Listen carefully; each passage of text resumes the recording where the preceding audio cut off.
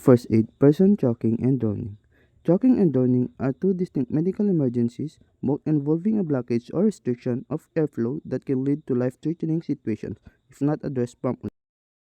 What does choking mean? Choking occurs when a foreign object such as food, a toy, or another item blocks the airway, usually the trachea or windpipe, preventing air from reaching the lungs. This can lead to an inability to breathe, speak, or cough effectively. How to help a person choking? Call for help. If the patient is conscious as if he is choking. If a patient is still be able to speak, convince him to cough hard to expel the obstruction. If he is unable to speak and simply nods, start the abdominal thrust. Position yourself behind the patient and do the tripod position. Place your first two fingers above the navel. Do the inverted J motion until the object is dislodged or until the patient falls unconscious. Lay him down on a hard and even surface like the floor. Check and see if the foreign object was discharged and remove it by the finger sweep. After removal or if there is no foreign object, perform 30 chest compressions. Continue doing it until the patient regains consciousness.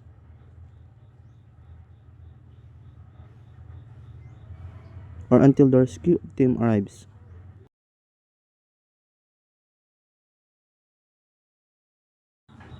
If the patient becomes conscious, place him in a recovery position and wait for emergency personnel to arrive.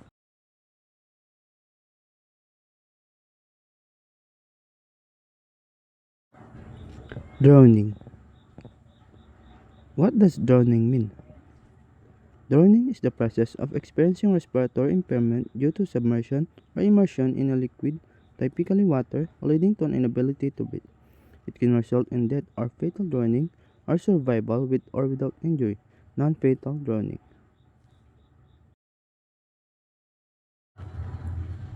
How to help a person drowning?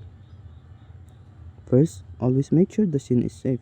Do not jump into the water unless you are trained and it's safe to do so. If possible, use a stick, rope, or flotation device to bring the victim to the shore. Call for help. Ensuring scene safety and safe approach to victim. Ensure an open airway and that the person is breathing. Tilt the head, check the mouth, and lift the chin.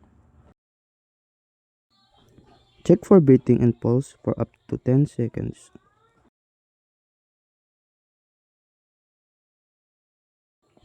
If the person is not breathing,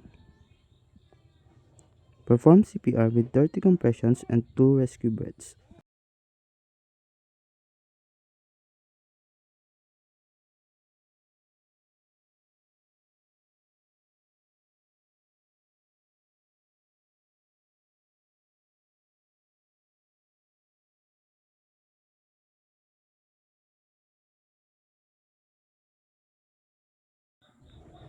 If the patient becomes conscious, place him in a recovery position and wait for the emergency personnel to arrive.